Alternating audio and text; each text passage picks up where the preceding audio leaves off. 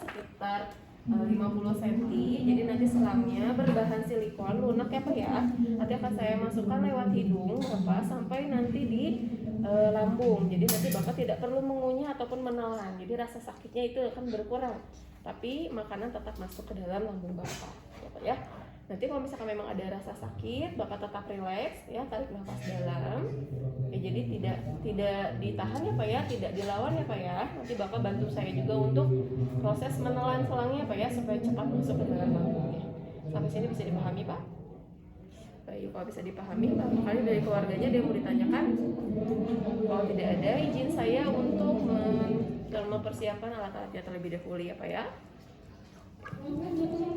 Siapkan alatnya, cuci tangan.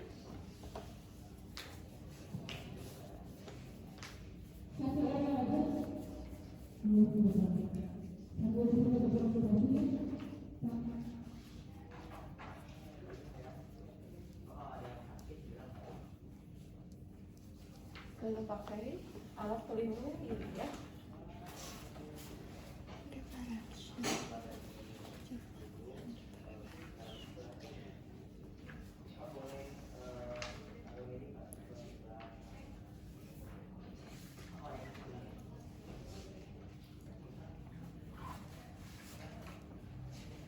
Saya minta maaf tadi sama prinsipnya bersih.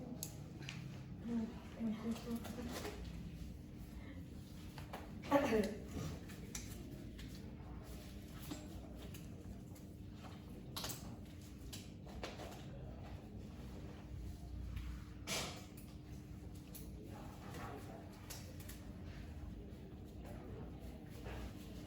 iya, tambahan sediakan pen light.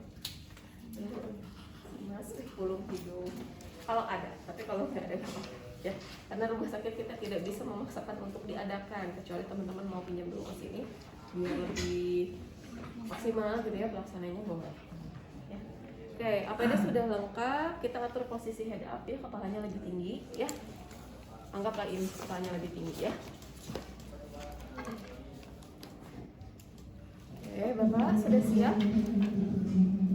Sudah siap Pak? Sudah. Saya siapkan terlebih dahulu ya Pak ya. Stetoskop dulu. Apa? Stetoskop. Stetoskop. Astagfirullah. Oh begini ya. Tapi aku harus bisa.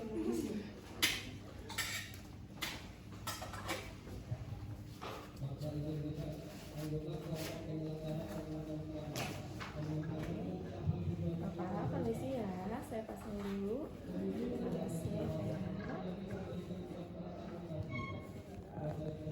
Lalu kita akan bersihkan dulu lubang hidung pasien ya.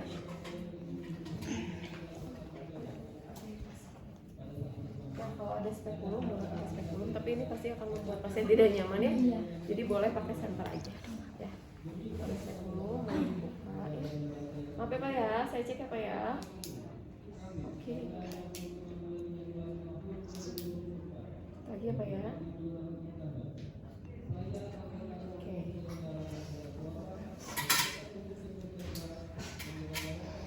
Bapak saya bersihkan sedikit ya Pak ya, karena agak sedikit kotor. Kalau ada katan pakai katan ya. Pakai katan.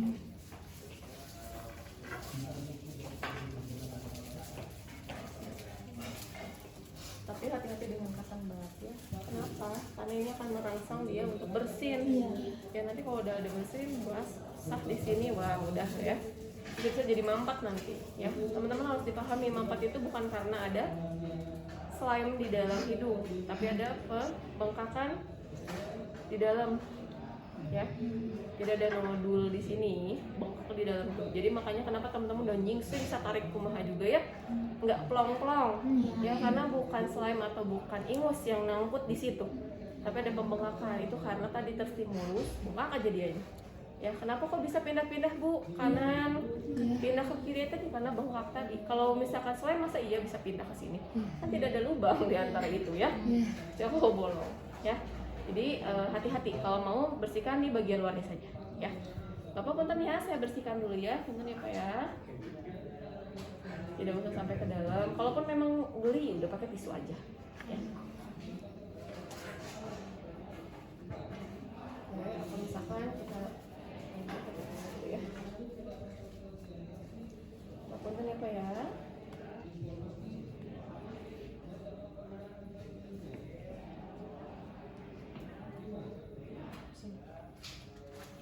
Oke, selanjutnya apa lagi? Cek kepatenan. Jadi kita harus memastikan mau ke lubang hidung kanan apa kiri ya. Karena sebetulnya di teori nggak ada harus kanan harus kiri, enggak. Ya kita cek. Bapak punten, saya tutup hidung sebelah kiri Bapak. Bapak hembuskan napas Pak, punten Pak. Jadi yang paling kencang yang mana? Yang paling kencang berarti itu paling bagus jalan nafasnya, ya tidak ada hambatan. Dan misalkan yang paling kencang di sini adalah lubang hidung sebelah kanan, kan ya. Kalau sebelah kanan kan enak ya, pas kita di sebelah kanan, kita masangnya sebelah kanan, gitu ya. Bapak nanti akan saya masukkan selangi di lubang hidung sebelah kanan ya Pak ya. Nanti bantu untuk menelannya Pak kalau sudah masuk. Oke. Lalu kita buka kemasan NGT ini. Kita akan pakai NGT yang ini ya. Walaupun prinsipnya bersih, teman-teman harus mempertahankan ini tidak boleh terkena barang-barang yang lain ya. Udah dibuka terus diginiin gitu ya, dibuka gitu jangan ya. Silakan teman-teman langsung gulung ke tangan sebelah kanan. Tangan yang dominan ya. Takutnya di sini ada yang kidal. Nih, tangan dominan saya adalah tangan kanan. Jadi saya gulung di tangan kanan. Sebelum kita masukkan selangnya, kita ukur dulu karena tidak sepanjang ini kita akan masukkan selangnya ya. Cara pengukuran ada dua cara. Yang pertama itu adalah dari hidung. Ini saya kesini karena biar teman-teman ngelihat ya, nanti saat teman-teman melakukan kesini aja ya, nggak usah langkah-langkahin pasien begini ya, karena teman-teman di sebelah sana. Jadi ukurnya adalah dari ujung hidung nih ya, dari ujung hidung tarik ke arah ujung daun telinga ya. Setelah di ujung daun telinga teman-teman pegang di sini, tarik ke arah prosesus sipoedius atau ulu hati. Kalau bingung nanti si prosesus susah gitu ya, ulu hati aja ya. Tarik ke arah ulu hati, bingung kan? Di sini. Berarti segini panjang yang akan kita masukkan. Ya. Teman-teman, kalau di sini kan sudah ada tulisannya, ada angka nih. Ini ada 55, ada titik, berarti di sini tambah 5 ya. 55 sini 60, di sini 65. Kalau misalnya teman-teman bisa ingat, nggak usah ditandain, nggak masalah. Tapi kalau misalkan teman-teman rumah sakit pelupa, silakan ambil plester kecil, tandain. Ya, plester siapkan lalu di plesterin di sini, jadi ada tanda. Oh berarti nanti masukin sampai sini. Ya, itu cara yang pertama.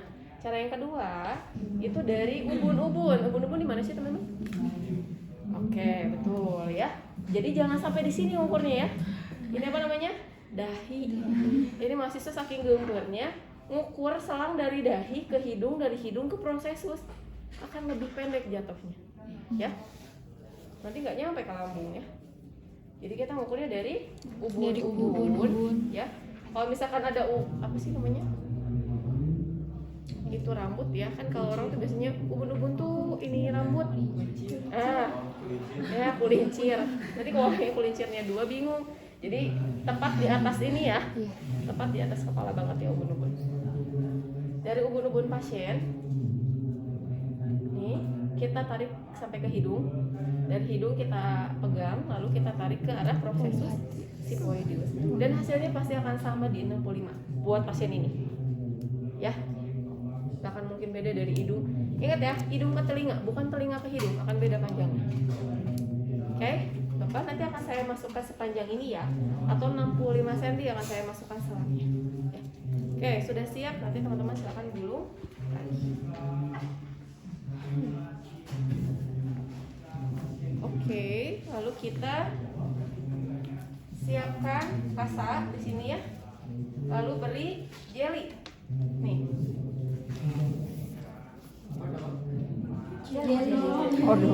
Odol mah beri ya bukan.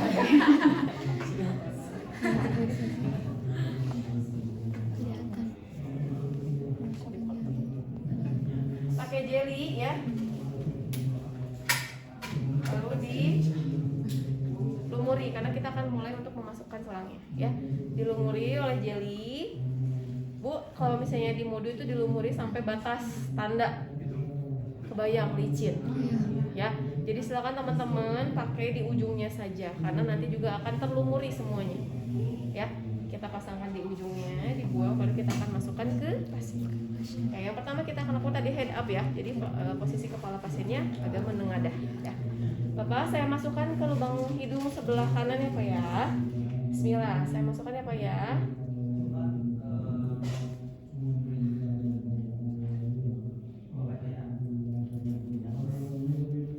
Kalau mau minta bantuan di tangan kiri, ini dipindah ke kiri juga boleh. Ini kita masukkan boleh ya. Enak ya teman-teman aja. Sakit pasti ya. Nah, sekiranya 15 cm atau 10 cm sudah masuk, teman-teman ambil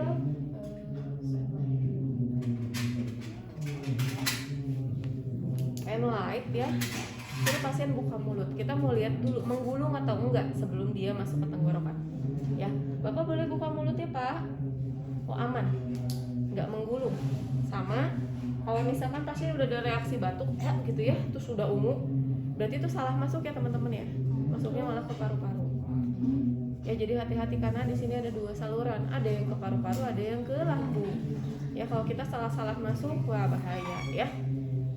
Sudah masuk ya Pak ya, Bapak bantu telan Pak. Kalau sudah di sini masuk ke tenggorokan, kita anjurkan Bapaknya untuk bantu telan. Ya, Pak bantu telan Pak salamnya Pak, bagus Pak, telan Pak, jangan ditahan ya, telan Pak, bagus, telan lagi Pak,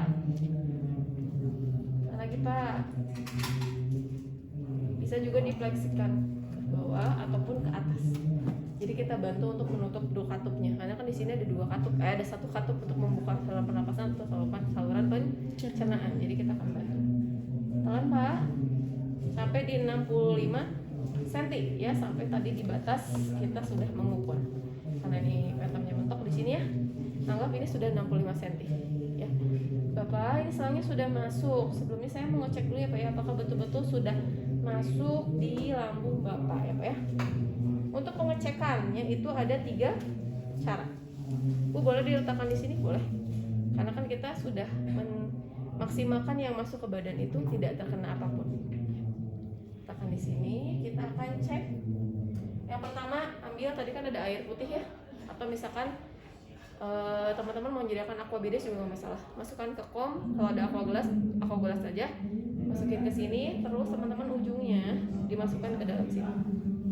Dalam air. Kalau ada gelembung berarti masuknya kemana? Gelembung udara? Paru-paru. Apa yang teman-teman lakukan kalau ke paru-paru? Cabut lagi. Ya, bahaya kalau udah masuk paru-paru. 65 cm loh selang masuk ya. Terus kalau tidak bergelembung berarti itu sudah aman masuk ke ya.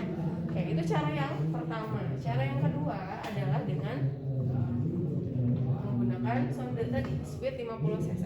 Teman-teman tarik udara 10 sampai 15, udara ya, tidak air ya. 10 sampai 15 cc, pasangkan di sini. Teman-teman pakai stetoskop.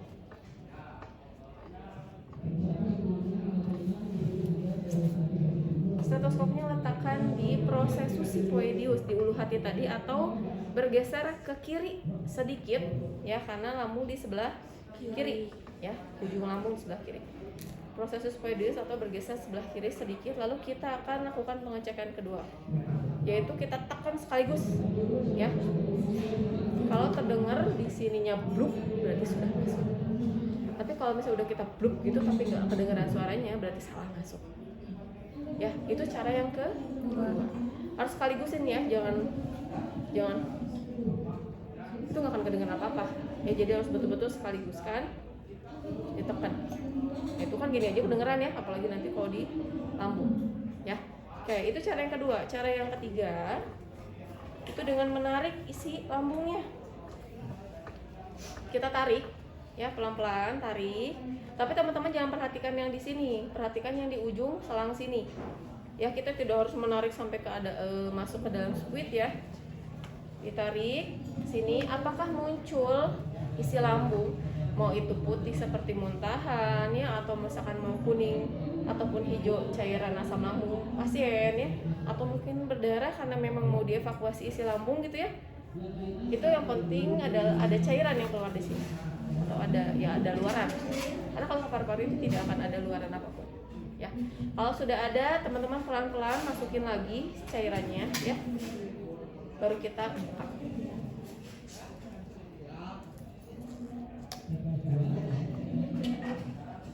kita tutup sementara. Oke, pemasangan selang sudah selesai, kita akan lakukan fiksasi. Bapak selangnya sudah masuk, sudah dipastikan masuk juga ke dalam lambung. Saya mau pakaikan plester dulu ke hidung Bapak ya. Sebelumnya saya lap dulu ya, karena kan nanti pasti jelinya numpuk di sini gitu ya, atau misalkan jadi ingusan pasiennya, silakan dilap dulu. Bapak punten ya Pak ya. Gak nyaman ya Pak ya? Gak apa-apa ya Pak ya, sementara supaya nutrisi Bapaknya tetap terpenuhi ya Pak. Oke, saya tidak cukup. Silakan boleh buka dulu ya semuanya ya. Ini mah tergantung teman-teman aja ya. Nah, untuk plasternya lakukan plaster kupu-kupu. Nih teman-teman perhatikan plasternya. Kemarin yang ujian plasternya yang salah semua ya. Saya pasangkannya itu plasternya di bawah. Nih ya, di bawah selang. Tidak pegang selangnya ya. Tidak membengkokkan selangnya juga ya. Jadi plasternya di bawah selang. Ya. Tahan tetap lurus. Nanti teman-teman tarik si plasternya ke atas, dikupu-kupukan. Yang satu ke kiri, yang kanan ke kiri, yang kiri ke kanan. Jadi seperti ini jadinya. Ya, tidak diputar ya si selangnya ya. Hampir semuanya kemarin begitu. Selanjutnya, karena yang namanya area hidung itu keringatnya pasti banyak, kita akan double di atas satu lagi. Nah, seperti ini, jangan terlalu panjang, kalau panjang nanti kena mata ya. Dicantik-cantikin aja gimana ya. Seperti ini sudah dipasang. Karena masuknya di hidung sebelah kanan, kita pasang etiket ya, etiket di sebelah pipi kanan juga nih ya. Nih, taruh di pipinya. Dah, nanti kita taruh aja di atas bantalnya. Begini, udah deh selesai pemasangan NGT. Untuk pemasangan selesai. Oke, sampai sini bisa dipahami? Bisa. Oke, kita lanjut ke, karena tadi ya fungsi dari NGT itu adalah memberikan nutrisi.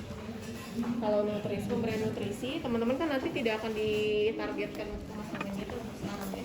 Hanya nutrisi. Jadi yang ditargetkan adalah memberikan makan per selang atau per NGT tadi. Jadi yang perlu dipersiapkan adalah yang pertama per lap.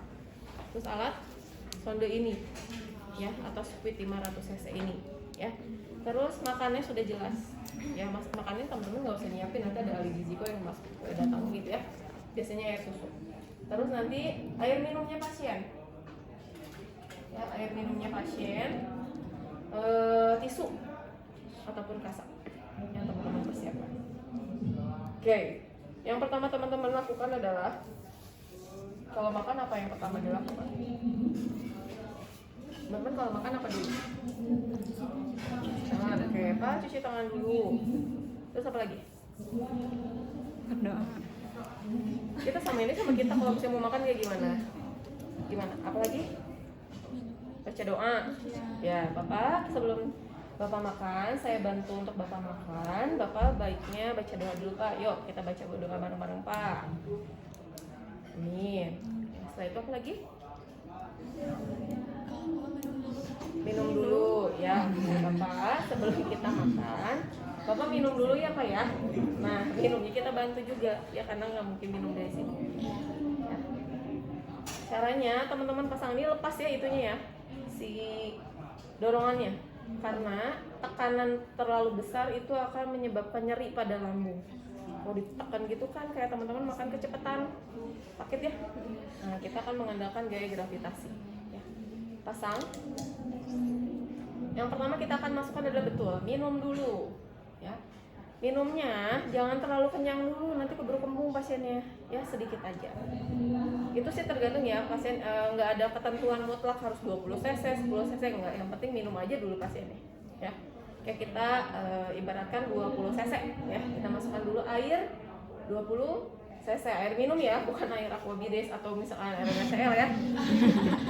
Ini kita di sini alami ini ya, sering ini. Nanti kita mainannya adalah tutup buka, tutup buka ya. Nah tadi kan saat kita masukkan kita tutup dulu, karena kalau dimasukin nggak tutup ngogolosor langsung ya. Ditutup dulu, setelah masuk 20 cc baru kita buka. Dan saat dibuka teman-teman jangan sampai habis benar-benar kosong. Sisakan setidaknya 2 atau 3 strip air, lalu kita tutup. Karena semakin sering udara masuk, semakin sembuh pasien. Ya, jadi kita meminimalisir udara yang masuk. Oke Pak, minumnya udah Pak, kita makan ya Pak ya. Makanannya sekarang susu dulu ya Pak ya. Karena nanti kalau sudah mulai bisa menelan, nanti Bapak dianjurkan untuk makan bubur. Karena kalau bubur pakai ini serat ya. Jadi susu silakan, misalkan dikasih sama ahli gizinya susunya 150 cc. Ini kan tidak bisa masuk langsung ya. Boleh 40-40, biarkan seperti kita lagi makan ngunyah. Ya, 40 cc masukkan dulu. Ya Pak, kita makan ya. Bismillahirrahmanirrahim. 40 cc. Sisakan 2 strip, misalkan tutup lagi. Biarkan dulu pasiennya sejenak gitu ya. Lalu masukkan lagi 40 cc. Tapi harus tergantung ini gravitasinya ya. Karena kita akan mengandalkan gravitasi bumi. Jadi semakin tinggi ini akan semakin cepat jatuh. Tapi kalau misalnya segini yang penting lebih tinggi dibandingkan hidung aja atau badan pasien. Ya. Oke, sampai habis makanannya. Terakhir kita ngapain? Kasih minum lagi. Ya. Kalau udah habis susunya kita minum lagi ya Pak ya. Minum di akhir adalah yang pertama untuk minum, yang kedua untuk menjelas selang. Ya. Masukin 20 cc dulu, buka. Ya. Sisain 1 cc. Udah bersih belum selang ini? Kalau belum, tambah lagi. Ya. Sampai betul-betul sudah bersih. Biar ininya nggak cepat diganti. Kalau susu itu berkerak, jadinya nanti malah nggak enak seueur kesini. Apalagi kalau susunya udah berhari-hari basi. Kalau di sini nyangkut. Ya. Oke. Sudah sampai bening nih selangnya ya. Kita selesaikan. Bapak sudah habis, makannya udah habis, minumnya juga sudah habis. Supaya nanti saya balik lagi kalau makanannya datang lagi ya Pak ya. Saya bantu lagi. Sekarang Bapak boleh beristirahat. Ya nanti kalau ada apa-apa, Bapak boleh panggil saya di ruang perawatan. Terima kasih ya Pak atas kerjasamanya. Saya pamit. Assalamualaikum. Itu untuk memberikan nutrisi ya. Beda halnya dengan bilas lambung. Kalau bilas lambung teman-teman ada alat tambahan yaitu urin bag ya. Nanti setelah terpasang ini teman-teman akan menggunakan urin bag. Tapi sebelum urin bag dipasang harus dimasukkan dulu cairan. Nah pemasukan cairan itu tergantung indikasi dia dilakukan bilas lambung itu apa. Apakah perdarahan lambung? Kalau perdarahan biasanya cairannya harus didinginkan terlebih dahulu supaya kita bisa vasokonstriksikan pembuluh darah di sekitar perdarahan yang ada di saluran pencernaan. Ya, jadi misalkan 500 cc biar bisa menggenangi lambung masuk ke dalam. Dibolus ya, pakai itu. Cuma masuknya cepat. Ya beda dengan makan. Masuk, direndam dulu, maksudnya dibiarkan dulu beberapa menit. Baru nanti setelah beberapa menit teman-teman pasangkan ini ke urin bag. Nih, lalu teman-teman biarkan ini ke bawah. Nanti reflux dia akan turun, keluar tuh isi lambungnya. Ya teman-teman kekenyangan, isinya air semua, muntah ya, dikeluar ke sini. Darahnya, apapun lah yang ada di lambung itu pasti keluar. Harus sampai bening, harus sudah selesai keluar misalkan sekitar 400 cc, masukin lagi airnya, istirahatkan dulu, keluarin lagi. Kayak gitu sampai betul-betul sudah bening. Itu namanya bilas lambung. Ya, kalau keracunan biasanya kan butuh waktu lebih cepat. Tidak memakai urin bag, tapi pakai apa? Mesin suction. Jadi langsung ditarik pas masukin ke mesin suction, sudah dimasukin cairan. Alat mesin suction dimasukin, ditarik langsung. Selesai, habis, isi lagi, bilas lagi, seperti itu. Ya, itu untuk bilas lambung. Bisa dipahami? Oke. Tadi kalau udah makan, pastikan di sini tetap ada cairan ya, ada air putih ya di dalam ini. Setelah makan. Nanti kalau mau makan lagi cairan tinggal segini nggak masalah. Yang penting setelah pasien makan itu tetap ada cairan di dalam selangnya. Oke, sampai sini ada yang bertanyakan terlebih dahulu sebelum teman-teman latihan? Sudah bisa dipahami? Oke, kalau bisa dipahami, selamat teman-teman latihan. Setelah latihan nanti kita akan nanti lantai di belakangan ya. Iya.